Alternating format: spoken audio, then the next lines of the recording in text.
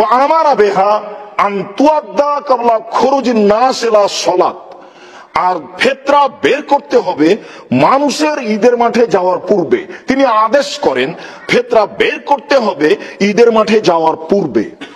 আবু দাউদের একটি বর্ণনায় বোঝা যায়, হাদিস সহিহ, যে 28 রমজান 29 রমজান ফিতরা বের করা যায়, অর্থাৎ ঈদের 2 দিন আগে। নিতান্তই কেউ যদি ফিতরা আগে বের করতে চায় তাহলে 28 রমজানে বের করতে পারে, 28 রমজানের পূর্বে ফিতরা বের করা যাবে না, এইটাই চূড়ান্ত হিসাব। আগে যদি কেউ বের করে তাহলে তার কাজটি রাসূল সাল্লাল্লাহু আলাইহি সাল্লামের সুন্নাত অনুযায়ী হবে না, কাজটি হবে দলিলবিহীন। তবে রাসূল সাল্লাল্লাহু আলাইহি সাল্লাম যেদিন জোরালো ভাবে আদেশ করেছেন সেদিন হলো ঈদের মাঠে যাওয়ার পূর্বে।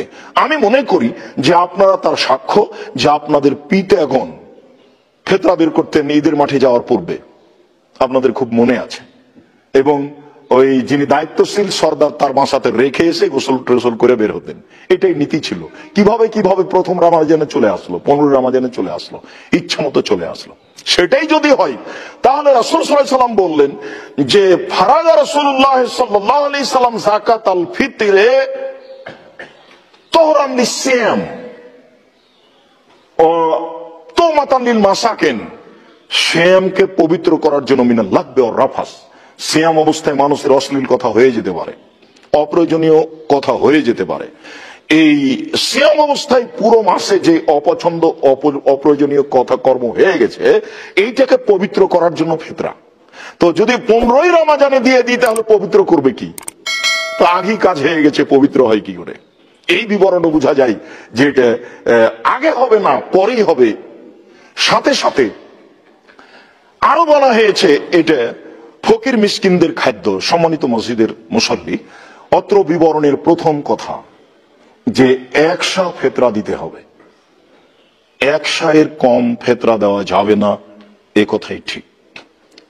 আবু সাঈদ খুদরি রাদিয়াল্লাহু তাআলা আনহু বলেন, লাম নাযাল নুখরিজু, আমরা নিয়মিত 1 সা করে ফিতরা বের করে আসছিলাম, আমরা সাহাবীগণ ফি আহাদিন নবী সাল্লাল্লাহু আলাইহি ওয়াসাল্লাম, রাসূলের যুগ থেকেই 1 সা ফিতরা বের করে আসি। কাদেমা মুআবিয়া তো হাজ্জান ওয়া মুতামিরান, মুআবিয়া রাদিয়াল্লাহু তাআলা আনহু সিরিয়া থেকে আসলেন হজের উদ্দেশ্যে অথবা উমরার উদ্দেশ্যে। ফাকাল্লামান নাস, তিনি এসে জনগণের সামনে বক্তব্য দিলেন। তখন উমরের যুগ বা উমর পার হয়ে গেছেন, এরকম একটা যুগ, রাসূলের যুগ নয়, আবু বকর সিদ্দিকের যুগ নয় রাদিয়াল্লাহু তাআলা আনহু। তো মুআবিয়া রাদিয়াল্লাহু তাআলা আনহু এসে জনগণের সামনে বক্তব্য দিলেন। বক্তব্যের এক পর্যায়ে তিনি বললেন, আন্না মুদাইনি মিন সামারাই শাম তাদিলু শাম মিন তামরিন, সিরিয়ার অর্ধশা গম মদিনার 1 সা খেজুরের সমান। তার মানে তিনি মূল্যর হিসাব করে এই কথা বললেন। সিরিয়ার অর্ধশা গমের মূল্যে 1 সা খেজুর পাওয়া যাবে। ফাখাজান নাস বিযালিকা, মানুষ তখন এটা গ্রহণ করে নিল। এইভাবে মানুষ আমল করতে লাগলো। আবু সাঈদ খুদরি রাদিয়াল্লাহু তাআলা আনহু বলেন, লা আযালু উখরিজুহু কামা কুনতু উখরিজুহু, আমি 1 সাই বের করে যাব, যতদিন বের করব মাইস্ত, যতদিন বেঁচে থাকবো, যেভাবে বের করতাম।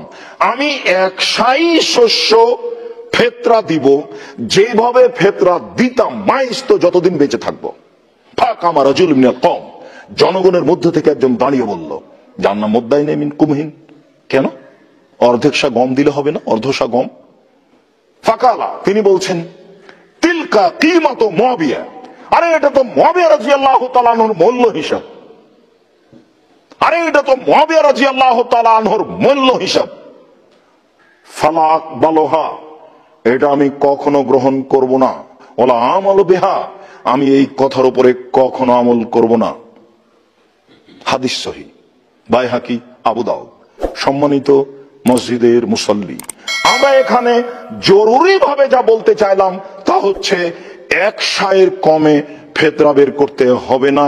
রাসূল সাল্লাল্লাহু আলাইহি সাল্লামের সুন্নাত পালন করতে চাইলে বা তার হাদিসকে মানতে চাইলে যদি অর্ধশা মানুষ ফেতরা বের করে তাহলে তা হবে মুআবিয়া রাদিয়াল্লাহু তাআলা আনহুর হিসাব, যা আবু সাঈদ খুদরি রাদিয়াল্লাহু তাআলা আনহু মূল্যর হিসাব বলে জোরালো ভাবে নাকচ করেছেন। আবার শাহ হবে মদিনার শাহ। যেহেতু আবু হানিফা রাহিমাহুল্লাহ ইরাকের মানুষ, আর ইরাকের শাহের মাপের পরিমাণ বেশি, এটা একটা পরিমাপ।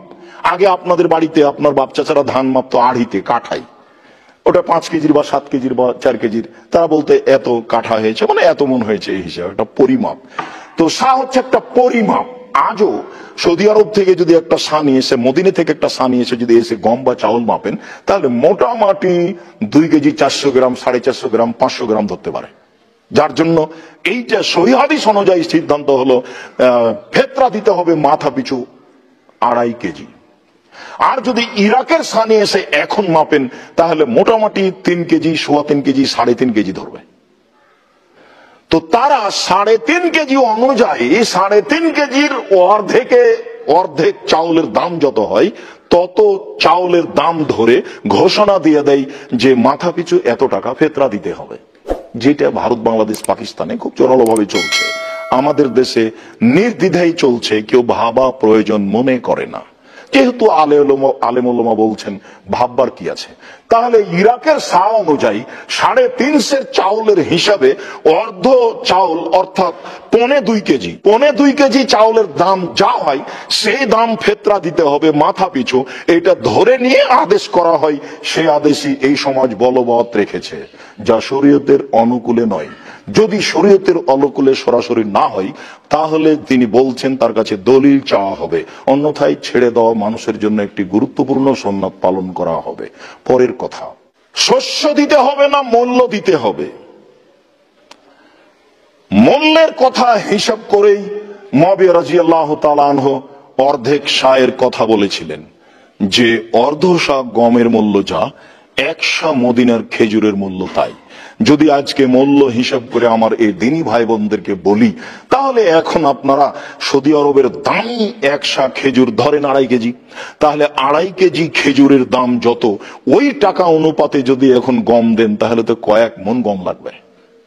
ধরে নেন 3000 টাকা কেজি খেজুর, একবারে যেটা ভালো খেজুর, আপনি ধনী মানুষ, তো 2.5 কেজি খেজুরের মূল্য অনুপাতে গম দিবেন, তাহলে ধরেন তাহলে 6000 আর 1500, 7500 টাকা গম যা হয় তাই ফেতরা দিতে হবে।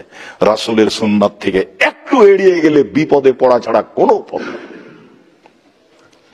আপনি যখনই 2 আযান দিতে যাবেন তখনই সামনে দিবেন না, বাইরে দিবেন না, কোথায় দিবেন না, জোরে দিবেন না, ধীরে দিবেন, এত বিপদে পড়বেন, বিপদ থেকে বের হতে পারবেন না।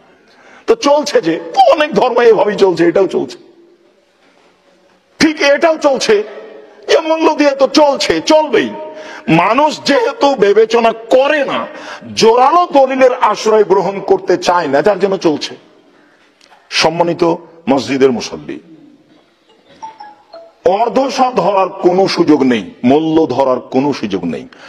একাধিক হাদিসের বিবরণে বোঝা যায় রাসূলের যুগে শস্য বের করা হতো, অতএব কিয়ামত পর্যন্ত মানুষকে রাসূলের সুন্নাতের অনুসরণ করত, শস্যই ফেতরা দিতে হবে, মূল্য নয়। হাদিসের বিবরণে আরো বোঝা যায় যে মানুষ যদি শস্য দিয়ে বলেছেন সালাত আদায় করার সময়তে সারিবদ্ধ হয়ে প্রাচীরের মতো দাঁড়িয়ে করতে হবে, এত চাপ শরীয়তের কোন জায়গাতে দেননি। কিয়ামত পর্যন্ত কেউ প্রমাণ করতে পারবে না যে এত চাপ অন্য কোন জায়গাতে দেওয়া আছে। তার 23 বছর জীবনে কোনো একদিন কোনো এক সালাতে মুখামুখি হয়ে প্রাচীরের মতো হয়ে দাঁড়াও এ কথা না বলে তিনি শুরু করেছেন, তার কোনো প্রমাণ নেই, কিয়ামত পর্যন্ত প্রমাণ হবে না। এখন তো ইমাম কেবলার দিকে দাঁড়িয়ে আছে, পাগড়ি একটা পেঁচাচ্ছে, ময়লা যুক্ত পাগড়ি, আর ওদিকে একামাত চলছে। একামাতের যখন কাদকামতি সালা গেছে তখন উনি বলছেন আল্লাহু আকবার। উনি জীবনে কোনোদিন মুসল্লির মুখামুখি হয়ে বলেছেন, তার কোনো প্রমাণ হয় না। অথচ আল্লাহ রাসূল বলছেন প্রাচীরের মতো দাঁড়াও, মধ্যে ফাঁকা রাখো না, ওই যে দুজনের মধ্যে শয়তান ঢুকছে আমি দেখতে পাচ্ছি। আবার বলছেন যে মধ্যের ফাঁকা বন্ধ করো, যে ফাঁকা বন্ধ করবে তার জন্য জান্নাতে ঘর বানানো হবে। আলেম ওলামার পরামর্শ অনুযায়ী চলছে। ওইদিকে লাইন লাগিয়ে ব্যাংকে লাইন চলছে, কোনো সমস্যা নেই। লাইন লাগিয়ে ইফতারি নেওয়া হচ্ছে, কোনো সমস্যা নেই। ঝগড়া করছে লাইন লাগিয়ে, কোনো কথা নেই। সব এসে এখানে ঢুকে গেছে। সম্মানিত মসজিদের মুসল্লি, বলছিলাম যে শস্য দিয়ে ফিতরা আদায় করতেই হবে, মূল্য দিয়ে নয়। তারপরের জরুরি কথা যে ফিতরা দিতে হবে ঈদের মাঠে যাওয়ার পূর্বে, বন্টন করতে হবে কখন?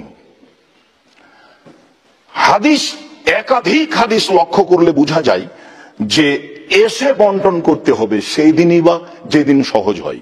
বুখারী মুসলিমের এক হাদিসে বোঝা যায় যে আবু হুরায়রা রাদিয়াল্লাহু তাআলা আনহুকে ফিতরার দায়িত্ব দেওয়া হয়েছিল, তাতে চোরে সে নিয়ে চলে গেলে একদিন, দুই দিন, তিন দিন, কয়েকদিন থেকে গেল বন্টন হতে, তারপরে বন্টন হলো।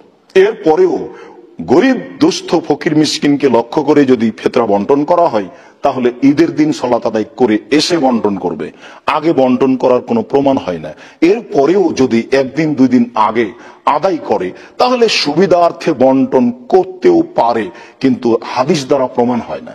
হাদিস দ্বারা এটাই প্রমাণ হয় যে সালাতে যাওয়ার পূর্বে আদায় করবে আর এসে বন্টন করবে, এটাই সুন্নাত, যা আগে থেকেই আমাদের